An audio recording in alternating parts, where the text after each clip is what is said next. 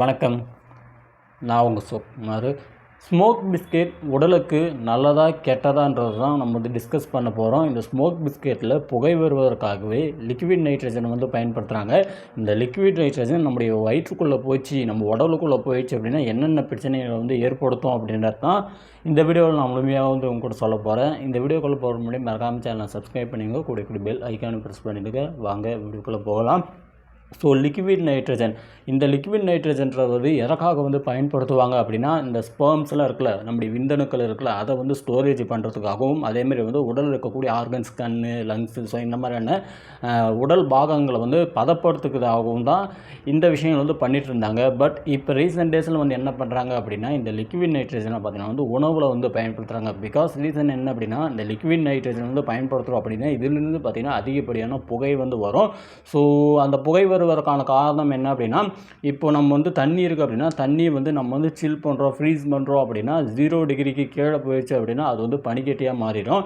இதே வந்து ஒரு 100 டிகிரிக்கு மேலே போயிடுச்சு அப்படின்னா இது வந்து எவாப்ரேட், அதாவது வந்து ஆவியாக ஆரம்பிச்சிடும். ஆனால் நைட்ரஜனை பொறுத்த வரைக்கும், லிக்விட் நைட்ரஜனை பொறுத்த வரைக்கும் -195 டிகிரி இருந்தால் மட்டும்தான் அது வந்து ஃப்ரீஸ் ஆகும். கட்டியாக மாறதுக்கே -195 தேவைப்படுது.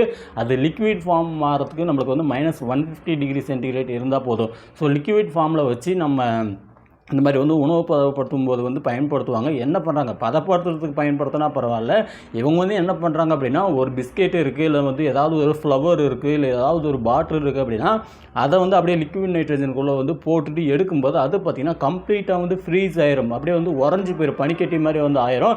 அதை தூக்கி நம்ம கீழே போட்டோம் அப்படின்னா உடஞ்சி போயிடும். ஸோ அந்தளவுக்கு பார்த்திங்கன்னா அதோடைய அந்த சில்னஸ் வந்து இருக்கும்.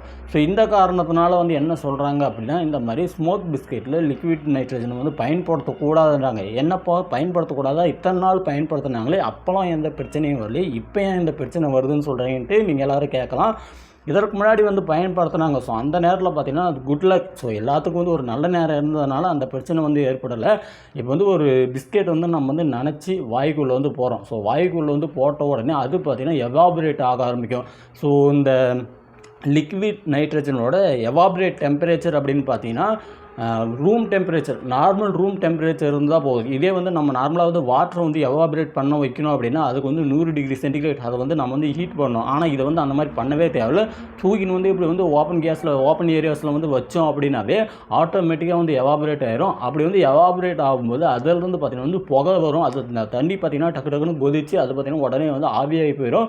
ஸோ இந்த காரணங்களாக தான் என்ன சொல்கிறாங்க அப்படின்னா, இந்த லிக்விட் நைட்ரஜன் வந்து யாரும் வந்து பயன்படுத்தக்கூடாது. இப்போ வந்து ஒரு பொருளை வந்து நினச்சி நம்ம வந்து வாய்க்குள்ளே போடுறோம் அப்படின்னா அது பார்த்திங்கன்னா கம்ப்ளீட்டாக ஃப்ரீஸ் ஆயிரும். அந்த ஃப்ரீஸ் ஆன உடனே உள்ளே போச்சு அப்படின்னா, இப்போ வாயில் வந்து இந்த ஸ்மோக் பிஸ்கெட்லாம் வந்து என்ன பண்ணுறாங்க அப்படின்னா, வாயில் வந்து ஸ்மோக் பிஸ்கெட்டை போட்டுக்கிறாங்க, மூக்கு வாயில் வந்து புகையாக வந்து விட்டுட்டு அதுக்கப்புறமா பார்த்திங்கன்னா அந்த பிஸ்கெட் வந்து மென்று வந்து முழுங்குவாங்க.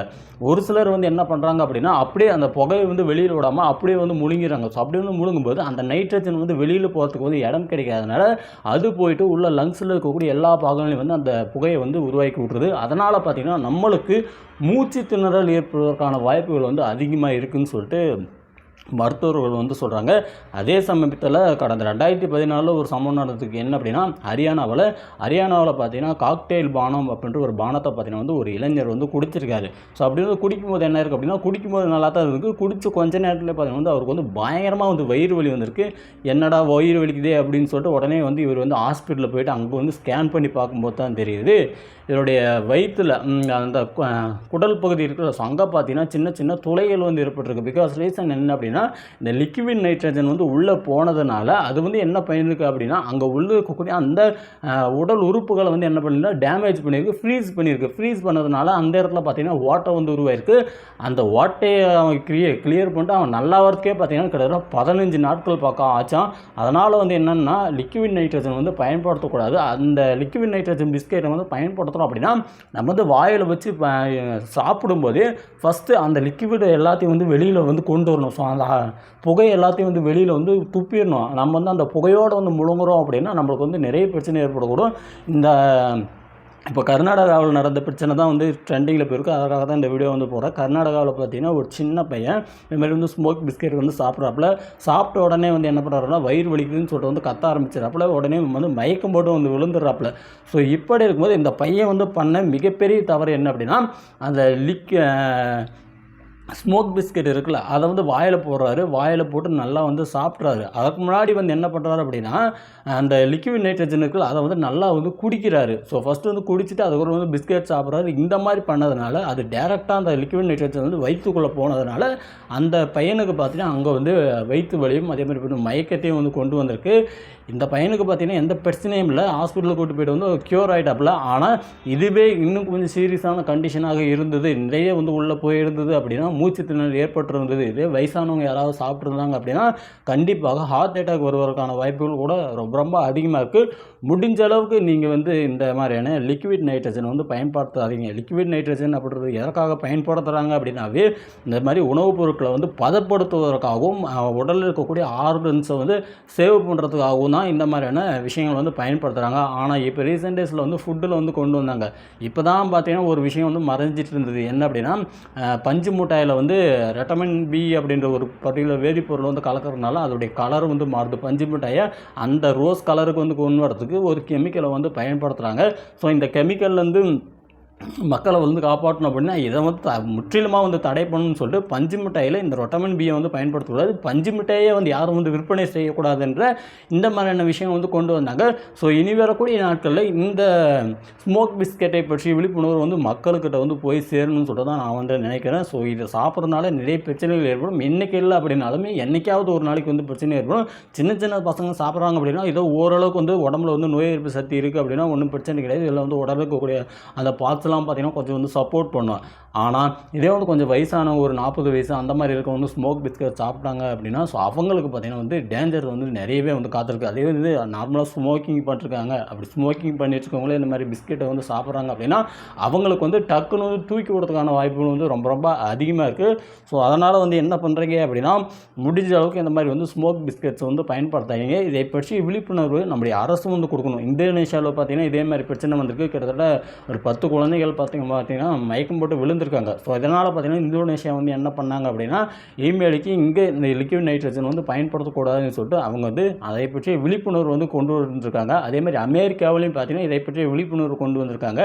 ஹரியானாவில் இந்த மாதிரி வந்து ஒருத்தருடைய வயிற்றில் வந்து ஓட்டம் விழுந்ததுனால அந்த பகுதியில் பார்த்தீங்கன்னா முற்றிலுமாக இந்த லிக்விட் நைட்ரஜன் வந்து தடை பண்ணியிருக்காங்க. ஸோ எங்கேயுமே வந்து பயன்படுத்தக்கூடாதுன்னு சொல்லிட்டு இந்த மாதிரியான விஷயம் சொல்லியிருக்காங்க.